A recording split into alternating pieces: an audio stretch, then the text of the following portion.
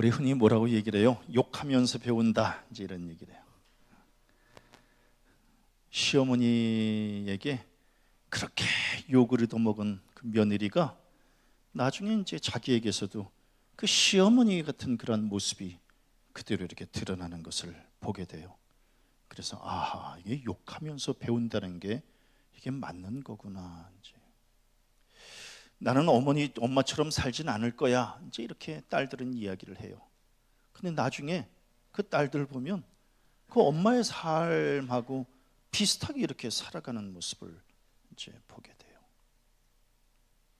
저는 아버지처럼 안 살 거예요, 이러더니 나중에 보면 아버지의 그 안 좋은 면 그대로 그냥 닮아서 사는 것을 이렇게 보게 돼요. 그래서 참 이게 무섭다, 이런 생각이 들어요. 우리 물질 만능주의로는 안 살 거야, 이렇게 얘기를 해요. 그런데 어느새 나도 모르게 물질의 노예가 되어 있어요. 그래서 그냥 물질이라면 막 절절매요. 성장 제일주의로는 안 살 거야, 이렇게 이야기하면서도 자기도 모르게 크고 많은 것에만 관심해요. 큰 건 좋은 거 아닙니까? 많은 건 좋은 거 아니에요? 다다익선이라고 많을수록 좋은 거 아닙니까? 뭐 이제 이런 얘기들을 자기도 모르게 지금 하고 있어요. 우린 죽어도 숫자 이데올로기에는 빠지지 않을 겁니다, 이렇게 이야기하면서도 예배 인원이 얼마나 되는지, 교회 재정이 얼마나 되는지 숫자에 우리는 빠져 있어요. 그래서 참 마음이 아파요. 아하, 욕하면서 배운다더니 우리도 그게 그렇게 안 좋다고 힘주어서 말하더니 나도 모르게 지금 이 시대의 풍속에 빠져서 살아가고 있구나. 물질, 성장, 숫자, 이거 삶과 신앙의 본질이 아님을 알면서도 우리는 많으면 좋다 그러고 커야 좋다 그러고 그러면서 그 허상에 빠져서 지금 살아가고 있어요. 하나님께서 우리에게 뭐라고 말씀하시나요? 너희는 이 세대를 본받지 말고 오직 마음을 새롭게 함으로 변화를 받아 하나님의 선하시고 기뻐하시고 온전하신 뜻이 무엇인지 분별하도록 하라. 그런데 우리는 어느새 이 세대를 본받고 있어요. 그냥 똑같이 살아가고 있어요. 세상 사람들 물질에 관심하듯이 우리도 물질에 관심하고, 세상 사람들 큰 거에 관심하듯이 우리도 막 큰 거에만 관심하면서 이렇게 살아가고 있어요. 세상을 거슬러 올라가는 연어와 같은 삶을 살라고 했더니 우리는 어느새 세상 물결 속에서 몸 담고 안주하고 그리고 즐기면서 세속주의에 지금 이렇게 빠져서 살아가고 있어요. 어떻게 보면은 참 교회가 더 배금주의에 이렇게 물들어서 살아가고 있어요. 그래서 그냥 물질을 숭상해요. 그래서 그냥 이 물질에 자꾸만 노예가 되면서 살아요. 그리고 큰 교회로 성장시키지 못하면 마치 무능한 목사로 낙인이 찍혀서 그냥 이렇게 무기력한 삶을 살아가게 돼요. 그러니까 목사도 그냥 이 교회를 마치 기업을 운영하듯이 그러한 생각을 가지고 교회를 목회를 하고 있으니 세상 사람들에게 이제 손가락질을 받게 되는 거예요. 복음의 본질, 또 교회의 존재 이유, 복음이 뭔지, 교회의 존재 이유가 뭔지, 이런 것들을 좀 깊이 깨달아야 되는데 오늘날 교인들 예수 없는 신앙생활, 목사들 예수 없는 목회, 이거를 지금 꾸려가고 있는 거예요. 그러다 보니까 이제 고난 앞에서 너무 맥없이 이제 무너지게 되고 마는 거예요. 2024년 주님 내 안에, 내가 주님 안에라고 하는 이제 교회 표를 이제 묵상하면서 과연 예수님과 내가 하나가 되고 있는가? 그러니까 주님 내 안에, 내가 주님 안에라고 하는 이 표대로 주님과 내가 하나가 되고 있는가? 신앙생활을 한다라고 하는 것이 뭐예요? 결국은 예수님의 제자가 된다라고 하는 거 아니겠어요? 내가 예수님의 제자가 되겠다. 제자라고 하는 것은 뭐예요? 스승 되시는 분의 이 생각과 삶을 본받아서 나도 그렇게 살겠다라고 결단하며 따르는 그러한 사람을 우리는 제자라고 이야기하지 않나요? 우리는 다 예수님의 제자가 되려고 지금 신앙생활하고 있는 거 아닌가요? 지난번에 TV를 보니까 그 원조 곰탕집 그 국물 내는 법을 배우려고 그냥 그 음식점에 무보수로 그냥 들어가서 이 국물 내는 비법 좀 가르쳐 달라고 그냥 무보수로 그냥 좀 이렇게 일하면서 배우겠다고 그런 사람이 이제 있어요. 또 원조 족발집 가서 이 족발 삶는 비법 좀 배우겠다고 그래서 그냥 거기에 들어가서 그것을 전수받으려고 하는 사람이 있어요. 또 도자기 굽는 방법 그걸 배우겠다고 그래서 문화생으로 들어가서 이제 그것을 이렇게 훈련하는 사람이 있어요. 그게 다 뭐죠? 제자의 삶 아니겠어요? 그대로 배워보겠다라고 하는 거예요. 그대로 내가 한번 좀 배워보겠다. 이제 이런 결단을 내려서 이제 들어가는 거 아니겠어요?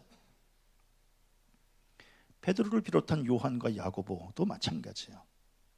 이 제자들 내가 예수님 따라다니면서 예수님께서 보여주신 이 삶 그대로 한번 좀 본받으면서 내가 배워보겠다. 그러면서 3년 동안 예수님을 따라다니면서 제자 수업을 받은 거 아니겠어요? 특별히 이 제자들은 뭐예요? 우리가 우리의 것을 다 버리고 주를 따랐나이다. 그러니까 다 버리고 가족과 재산까지도 다 내어놓고 그냥 예수의 제자가 한번 돼보겠습니다 라고 예수님을 따라다녔던 거 아니겠어요? 중요한 것은 내가 예수님의 제자가 되겠습니다 라고 따라다니는 것보다 더 중요한 것은 정말 제자의 길을 가고 있는가, 온전한 제자의 삶을 지금 살아가고 있는가 라고 하는 게 이제 더 큰 중요한 문제 아니겠습니까? 예수님의 제자들은 3년 동안 예수님을 따라다녀서 예수의 삶을 본받겠다고 지금 이제 했는데 우리는 지금 벌써 최 목사도 예수 믿은 지가 50년이 넘었습니다. 50년을 따라다니는 거 아니겠어요? 예수를 본받고 예수의 제자가 되겠다라고 50년을 지금 따라다니는 거 아니겠어요? 그런데 과연 나의 삶 속에서 예수의 제자의 삶을 지금 살아가고 있는 것일까? 50년을 따라다녔는데 예수의 제자된 삶을 내가 지금 살고 있는 것일까? 이게 이제 굉장히 저에게 갈등이었었어요. 곰탕 국물 내는 거, 족발 삶는 거, 도자기 굽는 거, 이거 그냥 그대로 배우겠다고 그러면서 왔는데 스승이 하는 대로 안 하고 자기 마음대로 국물 내고 자기 마음대로 삶고 자기 마음대로 굽고 그러면 뭐하러 제자로 들어갈 필요가 있었을까요? 시간 낭비, 돈 낭비하면서 그 제자로 들어갈 필요가 있었을까요? 그렇게 사서 고생을 할 필요가 있었을까요? 우리도 지금 예수의 제자가 되겠다고 이렇게 지금 예수 믿고 있는 건데, 근데 예수의 제자대로의 삶을 살지 않고 자기 마음대로 살 것 같으면 이거 이렇게 신앙생활을 할 필요가 있을까? 네? 아니 50년 동안 이렇게 따라다녔는데 예수님을, 그런데 우리에게서 예수의 제자된 삶의 모습이 지금 보이고 있는 것일까? 전혀 다른 자기 방법대로 고기를 삶고 국물을 내고 그러면서 어떻게 스승 밑에 제자라고 이야기를 할 수가 있을까? 우리도 전혀 다른, 예수님하고 전혀 다른 삶을 살면서 우리가 예수님의 제자라고 어떻게 말할 수 있을까? 그래서 그런지 예수께서 뭐라고 말씀하셔요? 너희는 나를 불러 주여 주여 하면서도 어찌하여 내가 말하는 것을 행하지 아니하느냐? 너희들 나한테 배우겠다고 제자가 되겠다고 그러면서 어찌하여 내가 너희들에게 말하는 것 그대로 하지 않니? 그러면서 뭘 배우겠다고 제자가 되겠다고 너희들 지금 그러는 거니?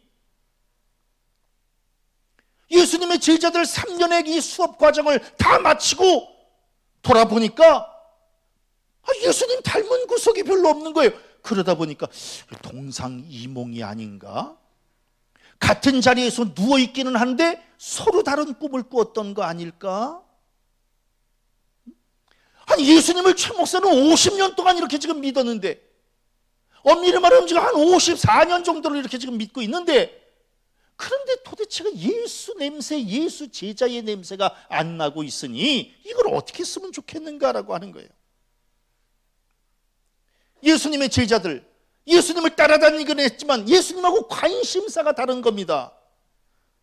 예수님의 가르침에 대해서도 잘 이해를 하지 못하는 거예요. 그러니까 자기네들이 믿고 싶은 것만 믿으려고 하는 것이지 예수님의 참 제자가 되는 일에는 별로 관심을 갖지 않는 겁니다.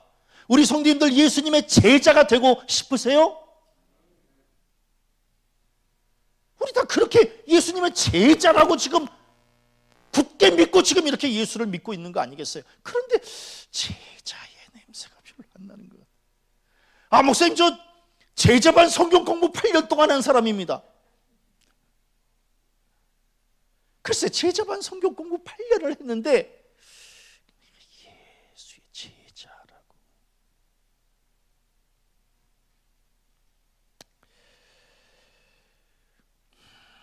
그러니까 제자들이 하나는 우편에 앉혀달라고 그러고 하나는 좌편에 앉혀달라고 그러고, 즉 세상 권력에만 관심을 하고, 예수님 왕이 되면은 나를 높은 자리에 앉혀달라고. 그러니까 예수님의 이 사역 방향하고는 전혀 다른 방향으로 지금 이 제자들이 지금 나아가고 있는 거예요. 그러니까 오죽하면 예수께서 뭐라고 말씀하셔요? 야, 내 좌우편에 앉는 것은 내가 줄 것이 아니라 우편에 앉혀주세요, 좌편에 앉혀주세요. 야, 미안하지만 너희들 나 잘못 따라온 것 같아. 나는 너희들 그냥 좌편에 앉혀주고 우편에 앉혀주고 그것은 내가 줄 것이 아니야. 그게 제자의 삶을 사는 게 아니야. 예수께서 지금 이렇게 말씀하고 있는 거예요. 지금 제자들의 문제도 심각하지만 우리도 지금 마찬가지 아니겠어요? 예수님 제자가 되겠다고 지금 이렇게 목사도 되고 장로도 되고 지금 이렇게 신앙생활을 지금 하고 있는데, 그런데 과연 우리는 지금 신앙과 삶 속에서 예수님과 일치하고 있는가? 그리고 내 삶 속에서 예수의 제자다운 향기를 지금 바라고 있는가? 한번 좀 돌아봐야 되지 않겠는가? 그래야 진짜 주님 내 안에, 내가 주님 안에를 이걸 이룰 수 있지 않겠는가? 우리가 이제 이렇게 그림의 화풍을 보면은 누구한테서 배웠는가 이제 금방 알 수 있잖아요. 또 이제 음악 연주를 들으면 그러면 그 스승이 누구인가 이걸 알 수 있잖아요. 옛날의 만화가들, 옛날 저희 시대의 만화가들은요 전부 이현세 씨, 허영만 씨, 이 사람들 만화 그리는 이 화풍을 닮으려고 애를 썼어요. 그러니까 그 당시에 나왔던 만화들 보면, 제가 만화 굉장히 좋아하거든요. 그 당시에 나왔던 만화들은 전부 이현세, 허영만. 그러니까 이게 앞에 표지만 보면은요 거의 다 이현세가 그린 것 같아. 그래가지고 야, 신기하다 그러고 이제 또 이렇게 보면은 이현세가 아니에요. 다른 사람이 그렸는데도 전부 이현세, 허영만 그 화풍을 닮아서 그리려고 했어요. 음악하는 사람, 바이올린 하는 사람들은 전부 뭐예요? 정경화 씨, 그 정경화 씨 연주 기법을 배우려고 똑같이 닮아가려고 했었어요. 우리 목사들은 뭐예요? 물론 감리교 목사들은 그러지 않았지만 순복음교회 목사님들은요 전부 조영기 목사님 그 설교 어투 닮으려고 그렇게 흉내내고 막 그랬잖아요. 그래서 이제 이거 설교만 들어보면 이 조영기 목사님의 이 설교구나, 이제 이런 거를 이제 알 수 있게 하려고 했던 거예요. 뭐냐면 누구한테 배웠는가라고 하는 게 이제 굉장히 중요하잖아요. 그러면 제자들을 보면은 이 사람들이 예수님의 제자구나, 이걸 알았을까요 당시에? 굉장히 무서운 비극적인 일이에요. 뭐냐 하면 이 제자들이 진짜 예수님의 제자들이었다면, 제가 볼 때 바리새인들, 율법학자들, 서기관들, 당시 제사장들이요 예수님 십자가에 못 박을 때 제자들도 같이 죽였을 것 같아요. 왜? 적색분자인 예수만 죽인다고 문제가 해결될 문제가 아니거든요. 예수님하고 똑같은 사람들, 예수님 그 12제자 똑같잖아요. 똑같은 사람들 저것까지 죽이지 않으면 무슨 일이 나겠구나 생각해서 같이 죽였어야 되는 거거든요. 그런데 예수님의 제자들은요, 당시의 지배계층들이 쳐다도 안 봤어요. 별로 영향력도 없고요, 예수 닮은 구석도 없고요, 말하는 것이나 행하는 것이나 전혀 예수님 냄새도 안 나고요. 그러니까 저것들은 이스라엘만 한 거고, 그러니까 그냥 예수만 죽이면 모든 것이 그냥 다 잠잠해질 줄 알았던 거예요. 그러니까 예수님만 죽인 거예요. 제자였지만 그 누구도 제자로 인정해 주지 않는 이것처럼 큰 비극이 어디 있어요? 오늘날 우리들의 삶은 어때요? 세상 사람들이 우리를 보고 예수님의 예수를 믿는다고는 하지만 예수님의 제자로 생각해 주지는 않는, 예? 그냥 저 사람들은 그냥 이렇게 주일날 그냥 이렇게 교회만 다니는 사람들이지 그냥 진짜 예수님의 제자들이다 이렇게 인정해 주지 않는 이것처럼 비극적인 신앙생활이 어디 있을까라고 하는 거예요. 옛날엔 참 기독교인들 표시가 났거든요, 겉으로. 저는 고등학교 때 전교생이 제가 목사 될 사람이라고 하는 걸 알았거든요. 그래서 저 그때 굉장히 고등학교 때 말하는 것이나 행동하는 것이나 굉장히 조심스러웠었어요. 왜? 선생님들이 다 목사 될 놈이라고 그랬으니까. 그러니까 새끼 목사라 그랬잖아요. 그리고 우리 친구들도 다 제가 목사 될 사람이라고 아니까 그냥 저한테는 뭐라고 안 그랬어요. 그러니까 이렇게 표시가 딱 났거든요. 예. 쟤는 기독교인. 근데 오늘날 우리는 지금 그런 표시가 날까? 예? 옛날에 우리 교인들은요, 절대로 주일날 예배 빠지고 어디 가지도 않았거든요. 있을 수도 없는 일이었거든요. 예? 근데 지금은 그냥 예배 빠지는 걸 너무 쉽게 생각해요. 응? 몸이 조금 아프면 안 나오고, 그냥 멀리 떠나 있고, 떠나 있다가 이제 또 한 달이 있다 또 오고, 지금 또 이제 여행 또 가 있고. 옛날에 우리 교인들은 그러지 않아. 옛날에 초목사 어렸을 때 신앙생활 또 라떼 얘기하고 또 꼰대 얘기하고 이러면 또 싫어하는데, 주일날 가게에 가서 물건 못 샀어요. 양장로님 그런 시대 사셨죠. 예, 우리 때 가게에 못 갔어요. 주일날 돈 못 썼어요. 그래서 간식 사 먹으려고 구멍가게에도 못 갔어요. 그래서 토요일날 사다 놨어. 왜? 우리 목사님이 그렇게 해야 된다 그래가지고. 그래서 주일날 어디 가서 돈 쓰지를 못했어요. 기독교인들은 주일날 물건 사는 게 아니라고 우리 목사님이 저를 그렇게 가르쳤기 때문에.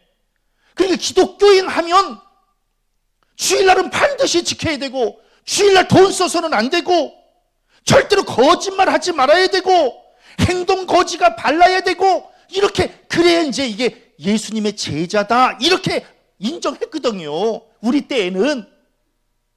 근데 요새는 주일날 세상에 여행을 가면 어떡하자는 거야. 예배를 안 드리고.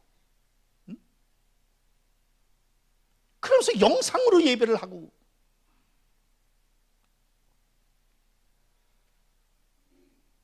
그러니까 이게 참 이걸 어떻게 해야 될 것인가. 그러면서도 이제 우리는 과연 예수님의 제자일까? 배우겠다고 지금 예수님의 삶을 배우겠다고 지금. 우리는 예수님의 제자라고 스스로는 얘기를 하는데 세상 사람들은 우리를 예수님의 제자라고 인정해 주지 않는 거예요. 저 사람들은 저 사람들이 교인들이 우리보다 더 거짓말 잘하고. 난 요새 영화 보기가 무섭다니까요. 영화 볼 때에 거짓말하고 사기치는 거 전부 기독교인으로 나와요. 예? 나 그러니까 영화 볼 때만 가슴이 철렁철렁 내려앉아.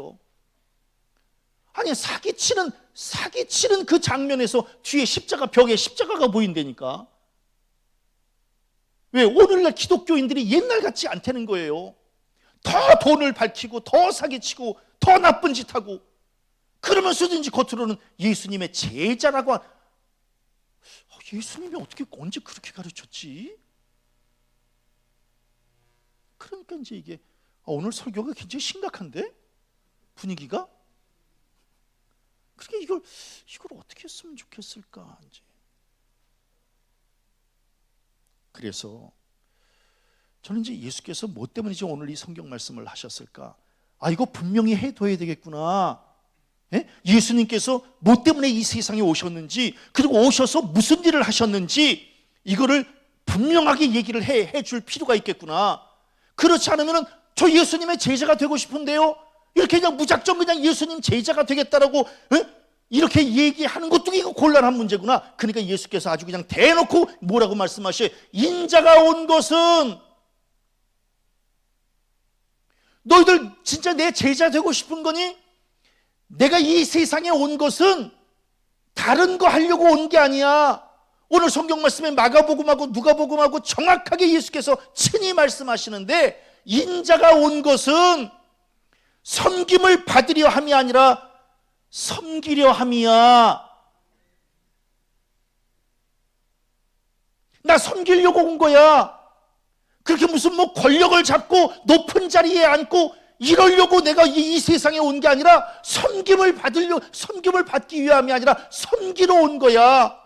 그래서 내가 신이었는데도 불구하고 인간의 몸을 입어서 이 땅에 내려왔고, 내가 왕궁이 아니라 마국간으로 왔고, 왕권이 아니라 일반 백성으로 왔고, 생명이 아니라 내가 죽음의 자리로 내가 내려온 거야. 나 섬기러 왔지 대접받으려고 온 거 아니야. 그러니까 너희들 내 제자가 된다라고 하는 것은 너희들도 섬김의 자리에 앉을 줄 알아야 내 제자가 되는 거야. 지금 이 말씀을 하고 있는 거예요. 그러면서 예수님은 권력자들하고 손잡은 게 아니라 가난한 사람들의 손을 잡아주고, 건강한 사람들보다 병든 자에게 병든 자를 긍휼히 여겨주시고, 고아와 가부들의 이 아픔에 눈물을 흘려주시면서, 그러면서 더욱더 결정적으로 제자들의 발을 씻겨주시는 거잖아요. 발을 씻겨주시면서 뭐라고 말씀하셔요? 너희도 서로 발을 씻어주는 것이 옳으니라. 내가 너희에게 행한 것 같이 너희도 행하게 하려 하여 본을 보였느니라. 너 내 제자가 된다라고 하면은 내가 너희들의 발을 씻겨주면서 섬겼던 것처럼 너희들도 서로 발을 씻겨주면서 섬겨야 돼. 그래야 그게 제자된 삶이야. 높은 자리에 앉고 그냥 군림하는 자리에 앉고, 그게 아니야. 누구든지 첫째가 되고자 하면 무사람의 끝이 되며 무사람을 섬기는 자가 되어야 하리라. 섬겨야 돼. 나는 이 땅에 무슨 대접받고 군림받으러 온 게 아니야. 섬기러 온 거야. 너희들 진짜 나의 제자가 되기를 원한다면 섬기는 자리에 앉아야 돼. 그래서 믿음의 깊이는 섬김의 깊이와 비례한다. 이제 이렇게 말씀을 드릴 수 있는 거예요. 얼마나 섬길 수 있는가? 얼마나. 그런데 오늘날 우리 잘 안 섬겨요. 옛날엔 좀 섬기고 그랬는데 안 섬겨. 왜? 섬기는 게 좀 힘들거든요. 고생스럽고, 또 자기 것 헌신해야 되고, 또 누가 알아주지도 않아요. 그러니까 낮은 자리에는 앉지 않으려 그래. 그러면서도 우리는 예수님의 제자라고 이야기를 해요. 예수님의 제자는 섬김의 자리에 앉아야 되는데, 그러다 보니까 오늘날 봉사하는 손길도 점점 줄어들어요. 예? 그러니까 교회 청소도 그냥 용역을 써서 그냥 청소하고, 주방 일도 그냥 용역을 써서 주방 일도 하고. 왜? 섬기지 않으려고 하기 때문에 그래요. 이거 섬겨야 되거든요. 이렇게 섬겨. 저 이번에 속초에 그 집회를 갔다 와서 많은 걸 깨달았어요. 참 교인들이 저렇게 섬기고, 내 거를 내어놓고, 그러면서 낮은 자리에서 그냥 이렇게 겸손하게 섬기는 그런 신앙이 아름다운 신앙이거든요. 그 예수의 제자된 신앙이거든요. 그런데 섬김이 사실 감동인데 그걸 잘 못해요. 그러니까 내가 얼마만큼 섬길 수 있는가가 결국은 이제 믿음의 깊이예요. 내가 얼마만큼 섬길 수 있는가. 그러니까 예수님은 섬김을 가르치고 싶어 하셨는데 제자들이나 우리들은 과연 얼마나 섬기고 있는가를 한번 좀 돌아봤으면 좋겠어요. 목사도 마찬가지예요. 목사부터 섬겨야 되거든요. 목사부터 섬겨야 되는 거예요. 대접받는 자리 말고, 그래야 이제 그게 온전한 제자된 삶이다라고 하는 거예요. 그다음에 또 예수께서 뭐라고 말씀하셨나요? 인자가 온 것은 많은 사람의 대속물로 주려 함이라. 희생하려고 오신 거거든요. 희생하려고. 예수의 삶은 한마디로 희생의 삶이었거든요. 다른 사람의 이익을 위해서 자기가 손해를 보는 거거든요. 다른 사람을 축복해 주시려고 당신이 저주를 받는 거거든요. 다른 사람을 살리기 위해서 당신이 십자가를 지는 거거든요. 이게 예수의 삶이거든요. 희생하는 삶. 그런데 우리 요새 희생 안 해요. 조금도 희생 안 해요. 그리고 오죽하면 자식도 부모 안 모시잖아요. 네? 자식도 부모 안 모셔요. 희생하기 싫은 거예요. 내 것만 챙기려고 하는 거예요. 이런 시대에 지금 우리는 살아가고 있는 거예요. 그렇기 때문에 기독교인이 사실은 조금만 잘해도 확 표시가 나거든요. 조금만 잘해도 표시가 나요. 근데 그 조금도 잘 못하니까 세상 사람들하고 별로 구별이 안 되는 거예요. 사실 우리 조금만 잘해도 저 사람 교인인가 봐, 이제 이런 소리 듣거든요. 조금만 잘해도. 근데 그 조금을 잘 못해요. 그냥 세상 사람들하고 똑같이 해요. 그리고 세상 사람들을 더 못하게 해요. 그러다 보니까 이제 이렇게 욕을 얻어먹는 거예요. 그 대제사장들, 서기관들이 예수님을 십자가에 못 박으면서 뭐라고 이야기를 했어요? 그가 남은 구원하였을 때 자기는 구원할 수 없도다. 이제 빈정거리면서 얘기했잖아요. 빈정거리면서 얘기한 이 속에도요, 굉장히 깊은 의미가 있어요. 저 사람은 어떻게 다른 사람은 살리면서 자기는 저렇게 죽음의 자리에 이렇게 십자가에 저렇게 매달려? 사실은 이 얘기거든요. 어떻게 저 사람은 자기는 저렇게 죽으면서 자기는, 이거 굉장히 중요한. 그래서 대제사장도 예수의 삶의 본질을 이미 알고 있었구나. 아니 모두가 다 자기가 살라고 그러고 자기 이익을 먼저 챙기려고 그러고 살 궁리를 찾으려고 그러는데 어떻게 저 사람은 남은 구원하였을 때 자기는 구원할 수 없고 어떻게 저런 삶을 살아? 그러면서 고난과 수치와 죽음의 십자가를 저렇게 지고 있어? 참 대단하네. 그렇게 얘기한 거거든요. 그러니까 예수께서 제자들에게도 인자가 온 것은 이런 삶을 살려고 온 거라는 거예요. 얼마 전에 뉴스 보니까 어르신이 폐지 주워 가지고 장학금으로 이렇게 내놓았다는 거예요. 그러니까 그게 이제 뉴스에 이렇게 나올 때에 감동을 주는 거 아니겠어요? 나를 희생하고 내 것을 내어놓을 때 비로소 이제 그게 감동을 일으키는 거 아니겠어요? 그게 결국 예수 닮은 삶이다라고 하는 거예요. 그런데 우리는 지금 조금도 손해 안 보려고 그래요. 그리고 조금 자존심 상하면 막 잠도 못 자. 억울하고 분해가지고 이제 막 그냥 희생을 감수하지를 못해요. 그러면서 이제 우리는 또 입으로는 예수님의 제자다 이렇게 지금 이야기를 해요. 그 사랑의 교회의 옥하는 목사님, 지금은 이제 고인이 되셨지만 옥하는 목사님이 평생을 제자 훈련에 이제 이렇게 초점을 맞춘 목회하지 않았겠어요. 근데 목사님께서 돌아가시면서 하신 말씀은 내 목회는 실패한 목회였다는 거예요. 왜냐하면 평생을 제자 훈련, 예수님의 제자 훈련에 초점을 맞춘 목회를 했는데 교인들이 말로만 제자 훈련을 받았지 진짜 제자 되려고 하지는 않았다는 거예요. 그러다 보니까 그냥 내 목회는 실패한 목회였다, 이렇게 고백을 하시는 거예요. 참 이 제자된 삶이라고 하는 게 이게 참 쉽지 않구나. 왜? 희생하지 않으려고 하기 때문에 그래요. 사실 신앙의 생명력은 뭔가요? 신앙의 생명력은 희생이거든요. 우리 부모님, 특별히 어머님의 생명력은 희생에서 나오는 거거든요. 희생하는 모습에서 감동을 이제 불러일으키는 거거든요. 그리고 오늘날 엄마들도 별로 희생하지 않으려고 그래요. 엄마들도 자기 먹고 살 것만 챙기려고 그러지 자식들 돌봐주지 않으려고 그래요. 그러다 보니까 이제 효도도 못 받아요. 그것도 참 비극이에요. 어떻게 해서든지 옛날에 우리 어머님들은 뭐예요? 어떻게 해서든지 자식들을 위해서 다 내주고 그냥 막 다 내주고 이러셨잖아요. 그래서 존경을 받는 거거든요. 근데 요새는 엄마들이 애기 안 봐준다 이제.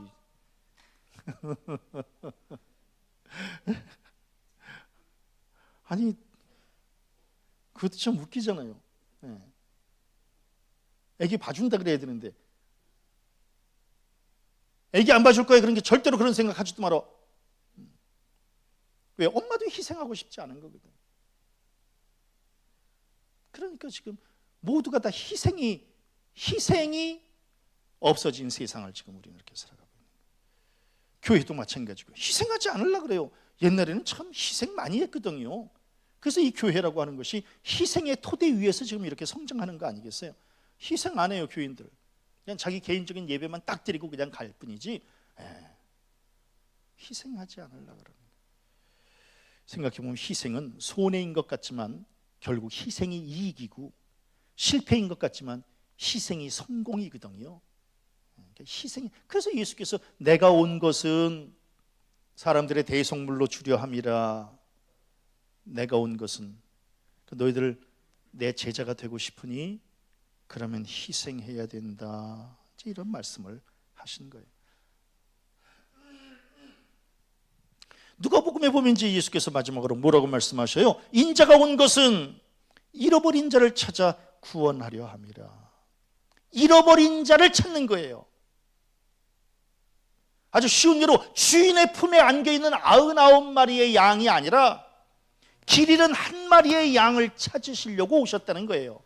잃어버린 자를 찾는, 즉 낮은 자, 소외된 자, 아파하는 자, 슬퍼하는 자, 그런 사람들을 위해서 오신 거예요, 예수님은. 그래서 사랑받지 못해서 혼자 눈물 짓고 있는 사람, 몸의 질병과 마음의 상처로 애통하고 있는 사람, 어두운 그늘에 갇혀서 우울함으로 몸부림치는 사람, 영적으로나 육적으로나 길을 잃고 방황하는 그 사람들을 위해서 예수님은 오신 거예요. 그러니까 예수께서 예수의 우리가 제자가 된다라고 하는 것은 우리도 그런 사람에게 관심을 가져야 되는 거예요. 교회가 가난한 사람들에게 관심을 가져주어야 되는 거예요. 왜? 예수님이 그런 사람들에게 관심을 가져주셨기 때문에 그러는 거예요. 그러니까 오죽하면은 바리새인하고 서기관들이 예수님에게 뭐라 그랬어요?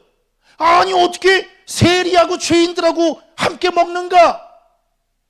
세리하고 죄인들은 그냥 거들떠 보지도 않고 관심 갖지 않고 그냥 버려진 존재인데, 아니 어떻게 저 사람은 세리하고 저렇게 그냥 죄인하고 저렇게 먹고 마셔? 웃기는 사람이네. 그게 예수님의 삶이었거든요. 가난한 사람들,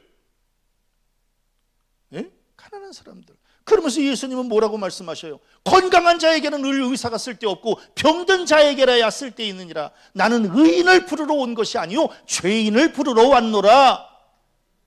그러니까 가난한 사람들에게 관심을 갖기 위해서 예수님은 오신 거예요. 그러니까 내가 예수의 제자다라고 하면 우리도 가난한 사람들에게 관심을 가져야 되는 거예요. 그래야 우리가 예수의 제자라고 말할 수 있는 거예요. 제가 이 말씀 묵상하면서 아주 새로운 걸 하나 깨닫게 된 게 있어요. 70년, 80년대에 우리 시대에 교회가 부흥하던 시절은요, 가난한 사람들, 물론 이제 그때는 다 가난했지만 특히 가난했던 우리 같은 사람들, 가난한 사람들이요, 교회의 중심에 서 있었어요. 한번 보세요. 한번 우리 장로님들도 한번 좀 돌아보세요. 우리 시대에 가난한 사람들이 교회에 와서 길을 폈어요. 최 목사, 세상에서는 그렇게 가난했지만 교회에 오면 언제나 당당했어요. 그리고 교회는 가난에 대해서 뭐라고 묻지를 않았어요. 우리 집이 가난했다 그래서 누가 뭐라 그러는 사람은 없었어요. 그래서 언제나 박수받는 자리에 섰고, 그리고 언제나 이렇게 칭송받는 자리에 섰어요. 가난해도. 그래서 난 그때 교회가 좋았어요. 우리 같이 가난한 사람들 어디 갈 데도 없었는데, 그런데 교회 가면 언제나 이렇게 인정받고, 이게 그냥 감사했어요. 그래서 교회는 그때 부흥이 된 거예요. 가난한 사람들이 와서 어깨 펼 수 있었던 그때의 교회는 부흥이 된 거예요. 그런데 교회가 점점 부흥이 되다 보니까 이제 부자들이 들어오기 시작한 거예요. 부자들이.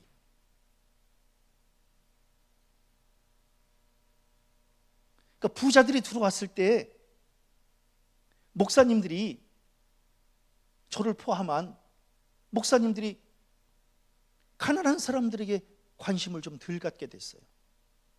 돈 많은 사람들에게 관심을 갖게 됐고, 높은 자리에 있는 사람들, 권력 있는 사람들에게 관심을 갖게 됐어요. 그래서 그 사람들을 막 높여주기 시작했어요.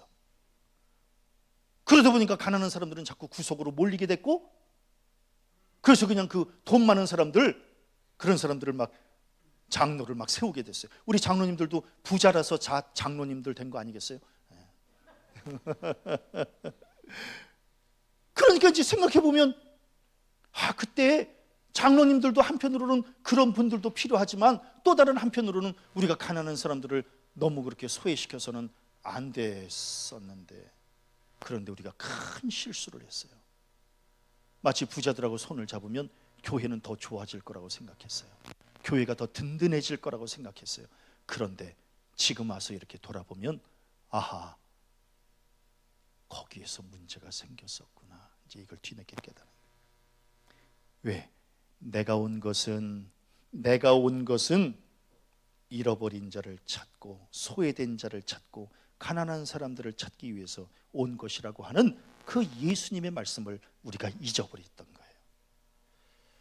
지금 이제 뒤늦게 깨닫게 되는 거예요. 그래서 우리 교회에 이제부터라도 가난하고 소외되고 약하고 병들고 이런 사람들이 교회의 주인공 되는 그러한 교회 됐으면 좋겠습니다. 지난번에 우리 친구가 저한테 그런 얘기를 해요. 최 목사, 고민이 많다고. 뭐가 고민이냐고. 요새는 그냥 교회 새신자가 오는데 가난한 사람이 온다는 거예요. 그게 왜 고민이야? 예? 그러니까 그게 왜 고민인데? 난 그 얘기를 듣고 깜짝 놀랐어요. 교회에 부자가 왔으면 좋겠는데 가난한 사람들만 온다는 거예요. 아니, 교회가 가난한 사람들이 들어와서 인정받고 새 힘을 얻고 축복받아서 부자 되고 그런 곳이 교회 아니겠습니까? 근데 그게 왜 고민이 돼요? 난 굉장히 충격을 받았어요. 그때 교회는 원래 가난한 사람들이 와야 되는 거예요. 교회는 가난한 사람들이 와야 되는 거지. 왜? 예수께서 내가 온 것은 잃어버린 자를 찾으러 오신 것이고, 가난한 자, 소외된 자, 병든 자들을 위해서 예수께서 오신 거 아니겠습니까? 난 우리 교회가 좀 그런 교회 됐으면 좋겠어요. 예? 근데 우리는 예수님의 이런 가르침을 잊어버렸어요. 잊어버리게 되니까 아니나 달라요, 교회 부흥의 시대가 딱 멈춰지게 되고 만 거예요. 그래서 제가 지난주에 이 말씀 묵상하면서, 우리가 다른 건 몰라도 인자가 온 것은, 즉 예수께서 이 세상에 온 것을 정확하게만 우리가 깨달아 알아도 우리의 신앙이 바뀌고 교회가 얼마든지 바뀔 수 있겠구나. 이거를 제가 이제 깨닫게 된 거예요. 함께 따라합니다. 인자가 온 것은 더 섬기고, 더 희생하고, 더 돌아보고. 전 예수님의 이 말씀을 우리도 좀 가슴에 품고 예수의 삶 그대로 좀 닮아감으로 진정한 예수의 제자로 우뚝 서는, 그래서 누가 우리를 보더라도 참 저 사람들은 예수님의 제자 같아, 이렇게 인정받는 성도들 되어지시기를 주님의 이름으로 간절히 축원합니다.